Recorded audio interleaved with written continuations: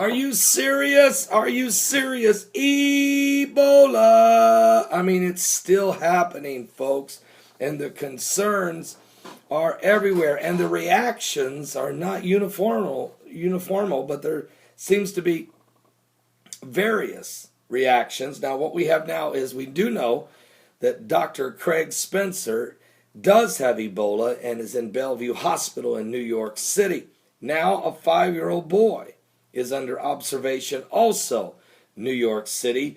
He's in the hospital over Ebola concerns. This 5-year-old boy is under observation at the New York City Bellevue Hospital this morning after experiencing 103-degree fever after returning home from Guyana on Saturday, prompting Ebola concerns, according to officials in ABC News. The boy is in isolation, but has not been tested for Ebola and is not under quarantine.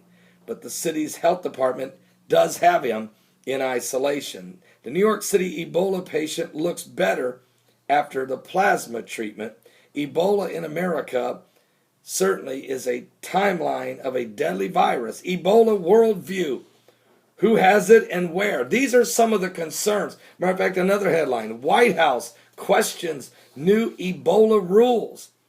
And an Ebola, a nurse under quarantine just for precaution in New Jersey, threatens to sue the state of New Jersey, the governor of New Jersey, Chris Christie, and even the federal government itself for violations of her civil rights. It's becoming a prison planet of your own isolation. Well, meanwhile, let's go back to Dr. Craig Spencer. He tested positive for Ebola on Thursday, this past Thursday, and he's in isolation unit at the Manhattan Hospital. After Spencer's diagnosis, his fiancée remains under quarantine along with two friends. None has shown any symptoms of the virus, but they also are being quarantined, just like the nurse who just returned from West Africa, very upset that she was thrown into isolation. Spencer has gastrointestinal symptoms, which health officials said were anticipated. He was described as awake and communicating. He became the 4th person to be diagnosed with Ebola in the United States after he was hospitalized Thursday. He developed a fever that morning. He alerted the authorities, even though he had ridden on the subway 2 different times, rode taxis twice, and even went to a bowling alley.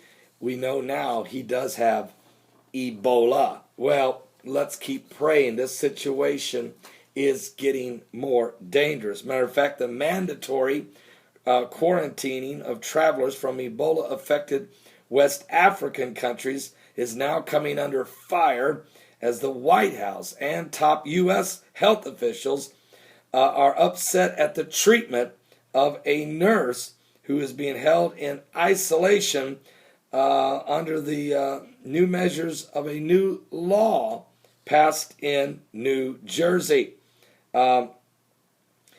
Katie Hickox is being held in an isolation tent, and she plans on suing the hospital, the state of New Jersey, the federal government, Governor Chris Christie, and anybody else, I think, that happens to be in her way, after arriving from Sierra Leone at the Newark, New Jersey airport. She was put into quarantine even though she has no symptoms. Now, she is a nurse who had been in Sierra Leone helping with Ebola patients. And so out of precaution, under a new state law in New Jersey, she is put into quarantine. I did a survey last night. I asked, which I had I think there was over 1,400 people in 3 different chat rooms. What did they think should be done with any nurse or doctor coming from West Africa after they've been working with patients?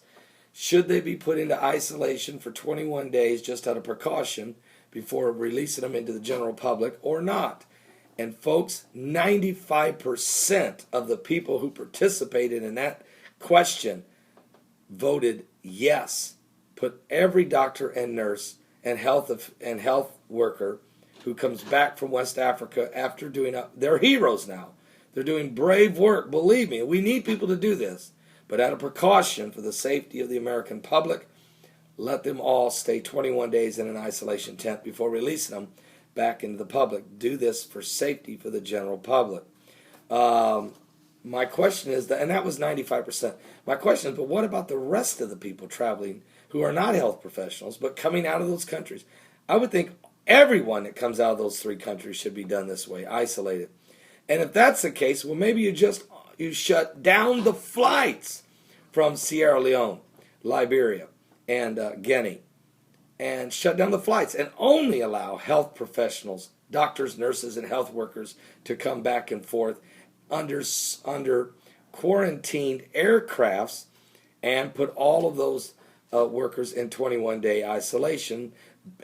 Use a facility for that screening process, and after they're cleared, release them back in public. Pay them while they're there, and treat them with the utmost respect and comfort, not just throw them into an isolation tent, with a porta potty, and say, good luck, we'll see you in 3 weeks. I mean, I'm not saying that's how it's working in Jersey, but it's not far from that.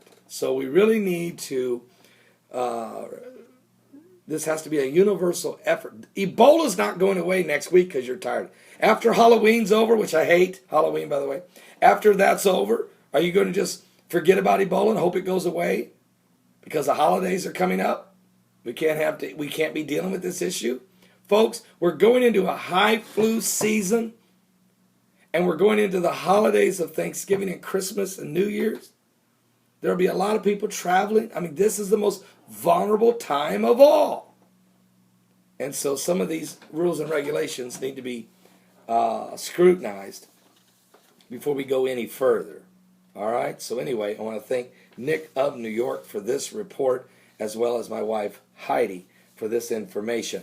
We'll be back. Continue to pray.